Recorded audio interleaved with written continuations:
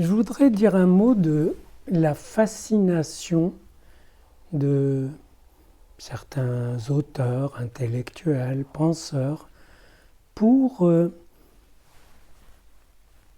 la foule unanime, pour ce qui serait un sujet collectif, c'est-à-dire un collectif qui subjectiverait la chose, le projet, le problème, le but de son mouvement, qui le subjectiverait de la même façon, qui en quelque sorte exprimerait unanimement la vérité de ce qui le met en mouvement.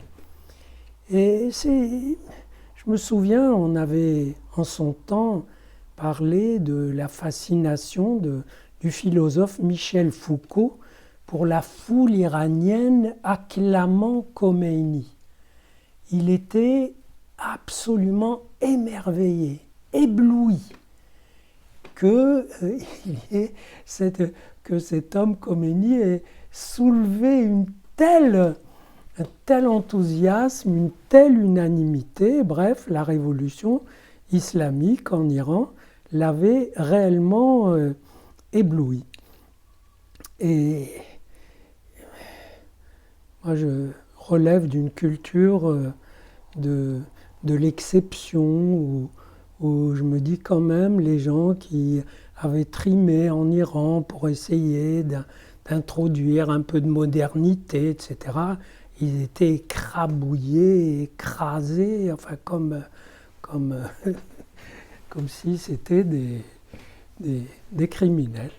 Voilà. Donc, les innocents, les nouveaux, la masse islamique enthousiaste pour ces ayatollahs était plus attirante, plus captivante.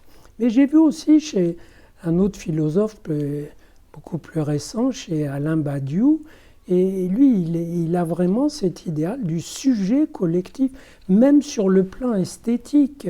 J'ai lu des pages où il dit, mais écoutez, s'il y a une œuvre d'art et qu'elle est subjectivée différemment par ceux qui la regardent, mais ça veut dire que sa vérité est complètement explosée, réduite en poussière, éclatée. Ça veut dire qu'il n'y a pas de vérité de cette œuvre si elle n'est pas assumée d'une façon unie par un sujet collectif.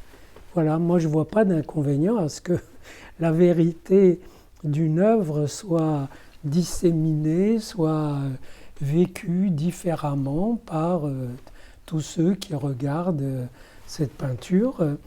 Mais peu importe, ce qui m'intéresse, c'est qu'est-ce qui peut bien pousser à cet émerveillement, cette fascination, cette volonté aussi, ce désir d'œuvrer pour un sujet collectif de plus en plus nombreux et de plus en plus unanime, de plus en plus uni. Je n'ai pas d'idée là-dessus, j'ai des hypothèses, évidemment. Je pense que certains intellectuels doivent avoir pour idéal du moi, pour eux, la posture où ils parleraient à une masse et seraient approuvés par elle. À la limite, peut-être que dans l'idéal du moi de Foucault, il y avait et que c'était vraiment admirable d'obtenir ce résultat, et qui pour moi est inquiétant. Une foule totalement acquise aux paroles qu'on lui propose, qu'on lui tient.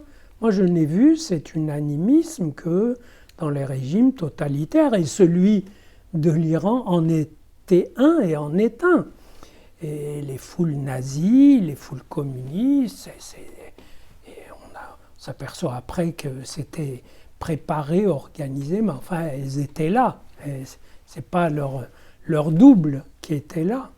Et donc, il y a sans doute cette fascination que la parole, que tous ces auteurs, ces intellectuels essayent de tenir, qu'elle soit approuvée massivement, qu'elle soit incarnée par un sujet qui serait le correspondant du sujet intellectuel, penseur, qui a produit cette parole.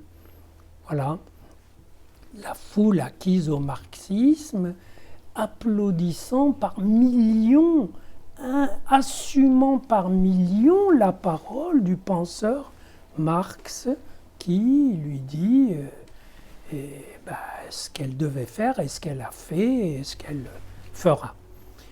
Et donc, je pense qu'il y a une identification du penseur à une parole unanimisante. Et je crois que,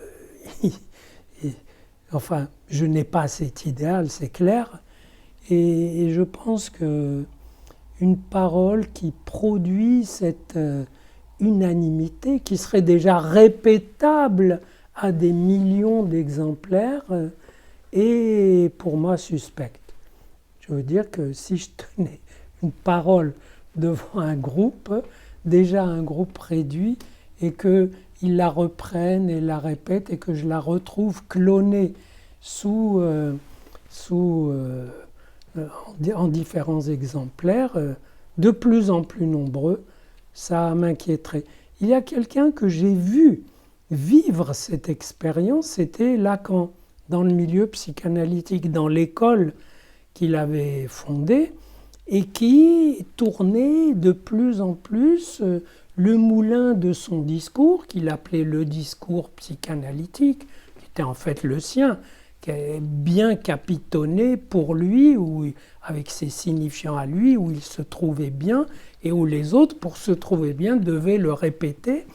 Et j'ai senti chez lui, car c'était un être complexe, à la fois le ravissement de voir ces assemblées parler et réciter du Lacan, et en même temps une gêne, une certaine horreur, si je puis dire, qu'il a formulée en termes de horreur. Enfin, il voulait bien quand même que ce soit comme ça, puisque si quelqu'un objectait, si un auteur était évoqué n'allant pas dans ce sens, il était piétiné, pourfendu, désigné à la vindicte. Autrement dit, la psychanalyse avait quand même chez cet intellectuel, ce penseur d'envergure, avait quand même infiltré l'idée que c'est pas bon de produire l'unanimité, que le sujet collectif n'est pas un fantasme à réaliser.